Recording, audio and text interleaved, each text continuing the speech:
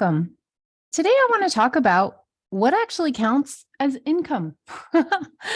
People get really confused sometimes because it's not actually always clear what income you need to be reporting on your tax return. So let's be clear about what the rule is. When you run your own business, when you're self-employed, and when you file a Schedule C, it is your legal obligation to report all of your income derived from that activity, okay? You cannot leave off cash or small amounts of money that weren't reported on a 1099, for example. That is illegal, right? We don't want to break the law.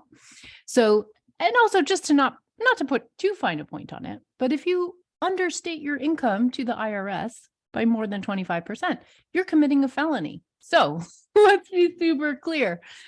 These sort of cutesy words that people throw around, under the table, etc. The IRS is like, no, we say felony.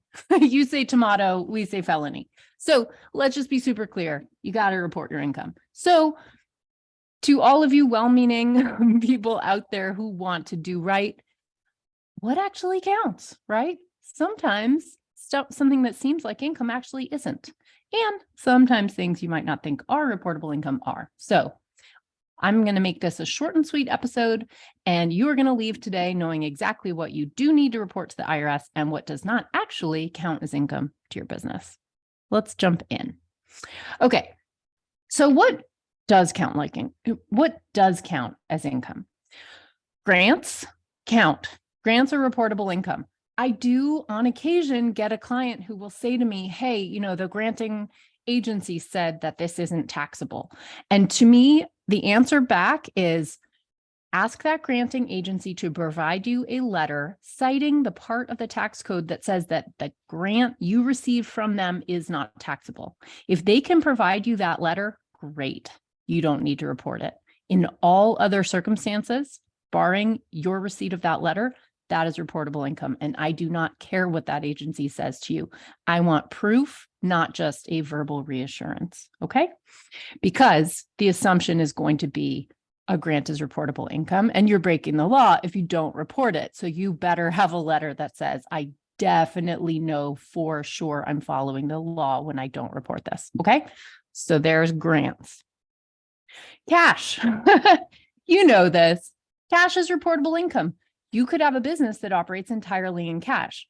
And of course, that still is your income. It doesn't matter, right? So, a lot of people sort of believe falsely that cash somehow you don't have to report, or, frankly, there are people in the world who sort of try to operate in an under the table way and don't want to report cash income.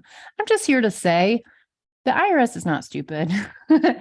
I personally can think of ways that I would set up my algorithm if I were the IRS to detect unreported tax income, cash income, and it's not that hard.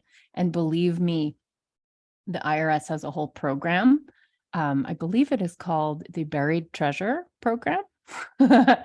And it is all about sniffing out unreported cash. So I just want to warn you that cash is very visible. It's very easy. Once we subpoena your bank records, you're caught, right? So just make sure you stay on the right side of the law and always report your cash income for your business. All right. What about those third-party apps, right? Payments through Venmo, PayPal, Cash App, Zelle, checks, credit cards, things like that. That basically, it counts as income, right? It's income. So it doesn't really matter how the money comes into your business. If it's a function of the operations of your business, most of the time it's considered income to your business. All right.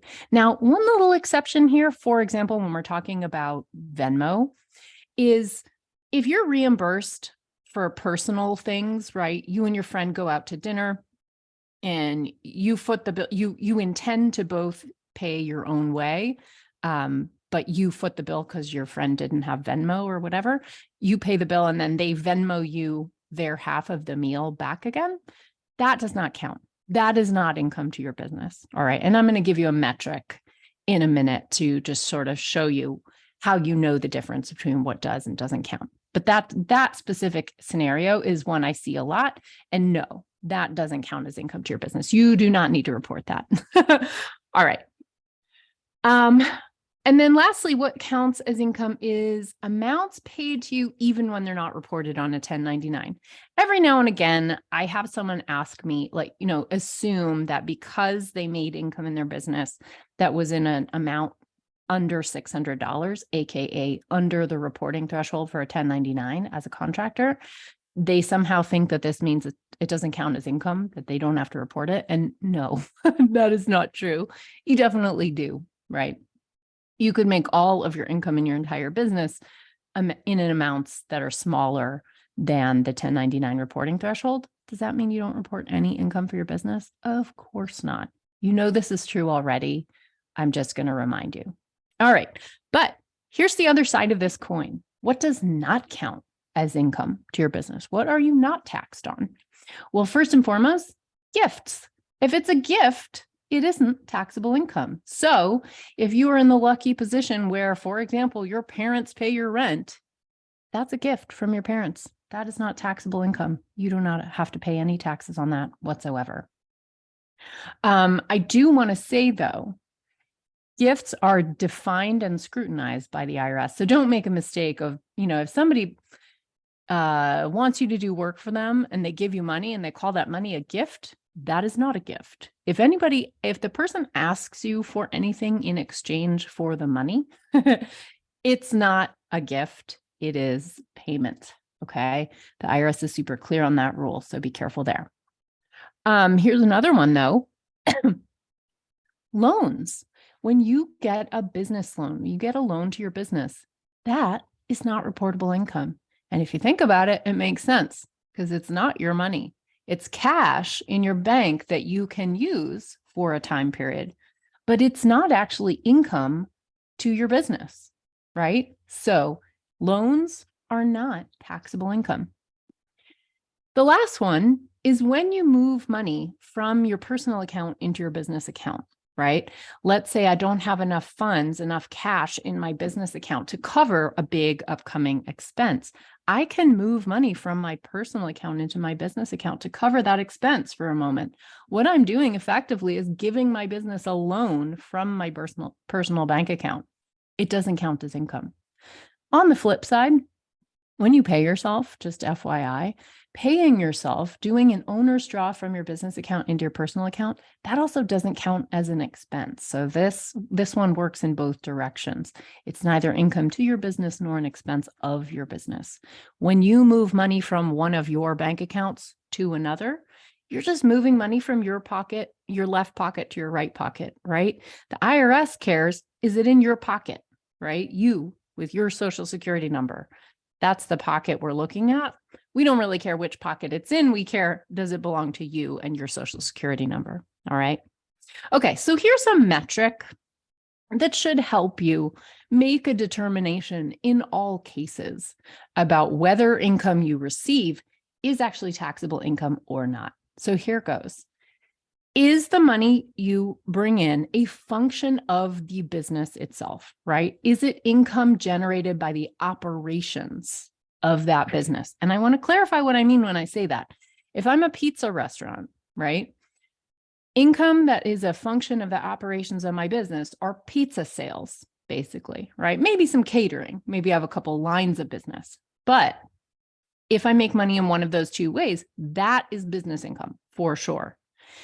If I get a loan from myself, that's not income to my business. If I get a loan from a bank, also not income to my business, right? So if it's from your operations, yeah, it's reportable income. If it's not from your operations, it probably isn't. Of course, you want to check every individual case, check it with your tax accountant, et cetera. But in general, that metric should help you understand when something is income and when it's not. Now, let me give you a couple scenarios that I see a lot with people that I work with that people ask me questions about. So I hope these can clarify for you a couple areas where I see people get into a little trouble. So sometimes you work with other people, you do something with other people and you hold the money. If you act as the treasurer for a group activity, I want you to know that the IRS is looking at who's holding the money. That's kind of where they make decisions, right? whose bank account, whose social security number is on the bank account the money went into, that's who's going to get taxed. Okay. So I'll give you one scenario. Let's say you're in a group that works together. For example, you're a musician in a band, right? You got 4 bandmates, you go play gigs, you maybe teach lessons, etc. Right? So when you have a gig, if you're the treasurer, you will get paid by the venue through about, ticket sales, fees, whatever. You'll get paid from the venue on behalf of all of the members of the band, but you hold the money, you put it in your bank account, and then you pay out the band members their individual shares. Well, you are going to be on the hook because that money goes into your bank account. You are the one on the hook for that income.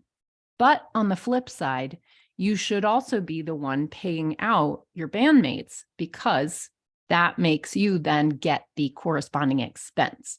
In other words, you will net out the income, right? So yes, you took in the $1,000 each for each of your bandmates that they earned. So you will be taxed.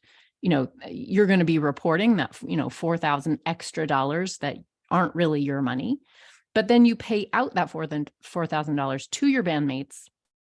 So it counts as an expense and as an expense to you. So in other words, what's sitting left in your bank account is zero, right? The taxable income on that is still zero. It does mean you need record keeping. You do need to track that. You do not want to forget to report that you paid your bandmates because the IRS is not going to forget that you earned that income. Okay. Here's another scenario I see. Sometimes I see and this is the function of the people that I serve. A lot of you are out there doing these incredible, wonderful things, especially, for example, when we get into political season, when there's a presidential election or an important midterm, I see a lot of my clients running fundraisers. I have in the past had clients who designed their own t-shirts and sold them to benefit and donated the funds to a political candidate, right? P.S. That's not a deduction. You don't get to take a deduction for political contributions. Much as I wish you could, you just can't. So that person who's doing that fundraiser, unfortunately for that person, income that they receive for printing those shirts is simply going to be counted as business income. I know that doesn't feel right.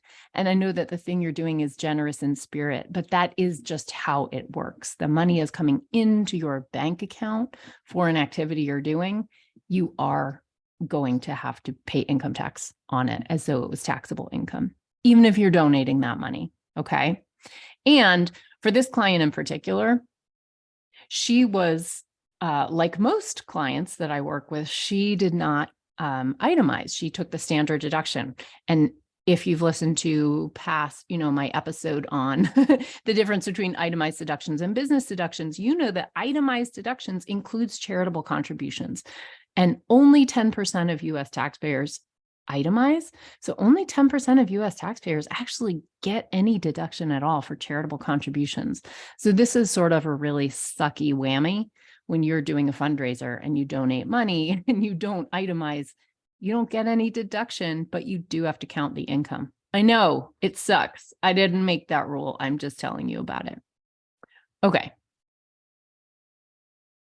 I will tell you this though. If you're going to donate that money to a nonprofit, then it could be deductible if you itemize. Now, again, you want to be sure that you check your last year's tax return and see if you're an itemizing taxpayer or if you're someone who takes the standard deduction, because I want you to be very clear that you do or do not get your charitable donation amount as a deduction on your tax return. That's important. But I will say this to you as a workaround for those of you who may do charitably oriented projects. This is the whole role of a fiscal sponsor. This is one of the benefits of going through. Yes, it's a lot more work. I'm not going to lie. You can't just spin it up overnight.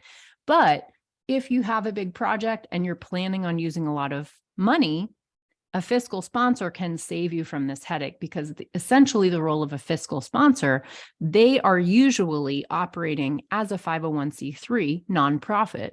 So when donors give to them, they do get a deduction for that. Of course, only if they itemize, not if they don't. But they get a deduction The fiscal sponsor is the one holding that money, so they are not taxed, or so you are not taxed on the money. And the fiscal sponsor, yes, when it pays out money to you, yes, that will count as income to you, okay? As any money that is coming and hitting your business bank account is going to, generally speaking. But they could hold it. You could do some timing around like when they give you that money this year versus next year, when it's a little more advantageous to you tax-wise, when you have a corresponding expense coming up. So you can do timing stuff with a fiscal sponsor that's a lot more sophisticated and is basically going to help you prevent having a big tax whammy from basically doing something really awesome in the world. All right. So remember, the metric I shared with you today is basically, is this money coming into my business bank account as a function of the operations of my business?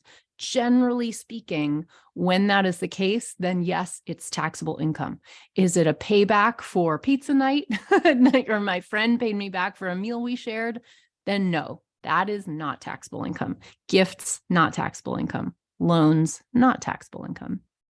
All right. So I hope that that clarifies for you some of the tricky scenarios you might get into, but also just a baseline for what does and what does not count as your taxable income when you're self-employed.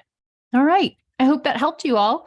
Send me a message on Instagram at Sunlight Tax if this was helpful to you. And of course, let me know if there's a topic you want to see in a future podcast, and I will see you next time. Bye.